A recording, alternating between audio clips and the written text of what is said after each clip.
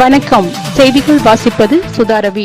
உலகில் பசியால் வாடுபவர்கள், ஆதரவற்ற முதியவர்கள், பெற்றோர்களை இழந்து பராமரிப்பு இல்லாமல் அனாதையாக விடப்பட்ட குழந்தைகள் என்று ஒவ்வொரு நாளும் எண்ணிக்கை கூடிக்கொண்டே போகிறதை நாம் கண்முன் காண்கிறோம்.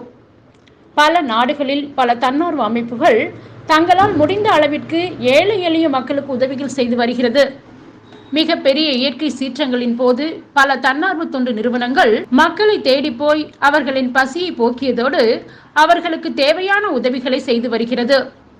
இப்படிப்பட்ட உதவிகளை தனது நில ஒளி டிரஸ்ட் மூலம் கடந்த 2020ஆம் ஆண்டு முதல் ஆதரவற்ற குழந்தைகளுக்கும், குடும்பத்தினரில் கைவிடப்பட்ட முதியோர்களுக்கும், படிக்க வசதியில்லாத குழந்தைகளுக்கும் தனது நிலவொளி டிரஸ்ட் மூலம் கடந்த 5 ஆண்டுகளாக உதவிகள் செய்து வருகிறார் நில ஒளி டிரஸ்டின் நிறுவனர் டாக்டர் புனிதவள்ளி.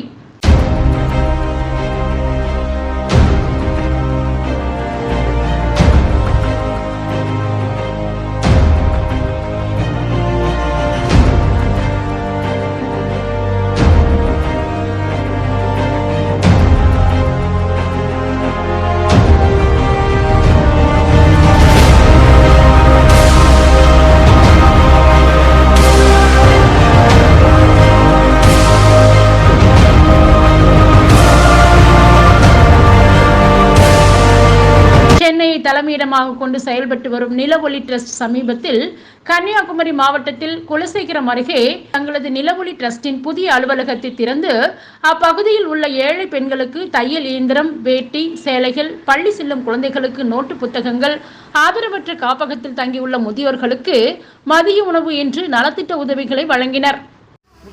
அதேபோல் இந்த நிகழ்ச்சியை தலைமை தாங்கி நடத்தி கொண்டிருக்கின்ற இந்த நிறுவனத்தினுடைய தலைவர் அன்பு சகோதரி டாக்டர் கே புனிதவள்ளி அவர்களே, நில ஒளி தொண்டு நிறுவனத்தினுடைய அமைப்பாளர் மதிப்புக்குரிய ஜார்ஜ் அவர்களே, பொன்மனை பேரூராட்சியினுடைய மக்களால் தேர்ந்தெடுக்கப்பட்ட தலைவர் மதிப்புக்குரிய அகஸ்டின் அவர்களே, பொருளாளர் ரவி சந்தர் அவர்களே. இந்நிகழ்ச்சியில் நில ஒளி டிரஸ்ட் அமைப்பாளர் ஜார்ஜ், செயலாளர் ராஜேஷ்குமார், பொன்மனை பேரூராட்சி தலைவர் அகஸ்டின், மாநில ஒருங்கிணைப்பாளர் கிருஷ்ணமூர்த்தி, மாவட்ட பொருளாளர் சாந்தலிங்கம் உட்பட பலர் கலந்து கொண்டனர்.